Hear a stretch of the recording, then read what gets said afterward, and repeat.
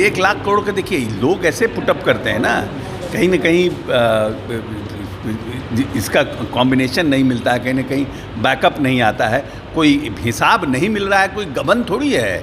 CAG की report आ गई है, तकरीबन 1 लाख करोड़ रुपए के हिसाब अभी नहीं मिल रही है, जिसको लेकर के मैं भवन निर्माण मंत्री अशोक चौधरी से बातचीत किया। देखिए वो क्या कहते हैं, 1 लाख करोड़ रुपए हिसाब पर उनका क्या कहना है, और साथ ही साथ ये जो पिछले वर्ष जो था उसके मुकाबले में इस वर्ष 15,000 करोड़ रुपये का राजकोषीय घाटा हुआ है, उस पर चलिए जानते हैं उनका क्या कहना है भवन निर्माण मंत्री अशोक चौधरी का।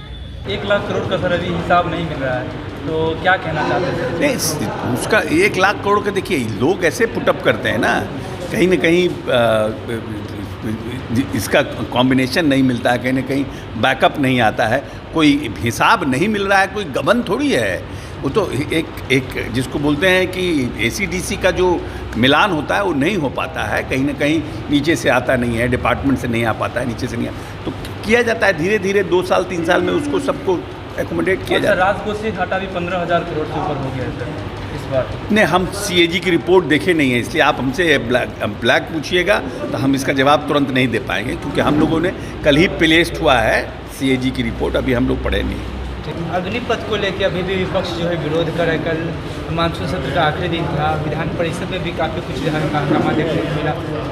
क्या विपक्ष अपनी भूमिका का निर्वहन कर रहा है, योजना भारत सरकार के लोगों ने लाया है, और भारत सरकार के तो जो भारत सरकार के लोग हैं वो अग्निपथ योजना पे अपनी बात को रख रहे हैं, विपक्ष अपनी तरीके से इसका विरोध कर रहा है।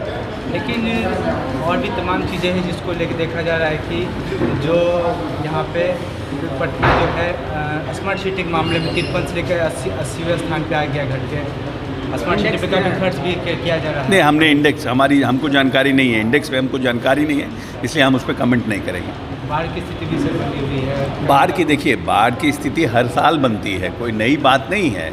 हमारे यहाँ बाढ़ की स्थिति, नेपाल में बारिश होती है तो उसका इम्पैक्ट हमारे यहाँ पड़ता है, लेकिन फिर भी आप खुद देख रहे होंगे कि माननीय मुख्यमंत्री जी जो सेंसिटिव एरिया हैं, जहाँ जहाँ पर पिछले 2 साल 3 साल में ब्रीचेज हुए हैं, पानी का रिवर का जहाँ ब्रीच हुआ है, वहाँ पर हमारे माननीय जल संसाधन मंत्री संजय झा जी भी घूम रहे हैं बाढ़ के पहले, बारिश के पहले, और प्रयास किया जा रहा है, और माननीय मुख्यमंत्री जी ने भी गंडक के इलाकों में खुद जा कर के देखा है, घूमा है। तो सरकार संवेदनशील है, सरकार इन सब चीज़ों पर ध्यान दे रही है, और निश्चित रूप से जल संसाधन मंत्री पूरी मुस्तैदी से काम कर रहे हैं, इसलिए सरकार सजग है, प्रयास करेगी कि सबसे ज़्यादा से ज़्यादा हम लोगों के यहाँ नुकसान हो। प्रधानमंत्री का सर आगमन होने वाला 12 तारीख को, अब डेट फिक्स नहीं है, लेकिन निकट भविष्य में आने की संभावना है, और उसके लिए तैयारियाँ चल रही हैं।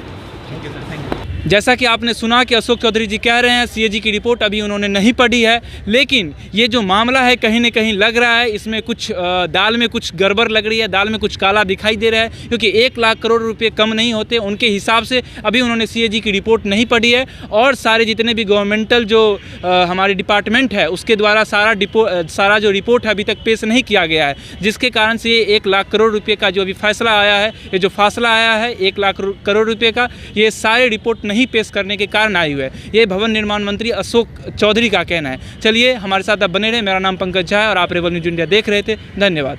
Thanks for watching Rebel News India. Stay tuned for more updates. Don't forget to like, share and subscribe.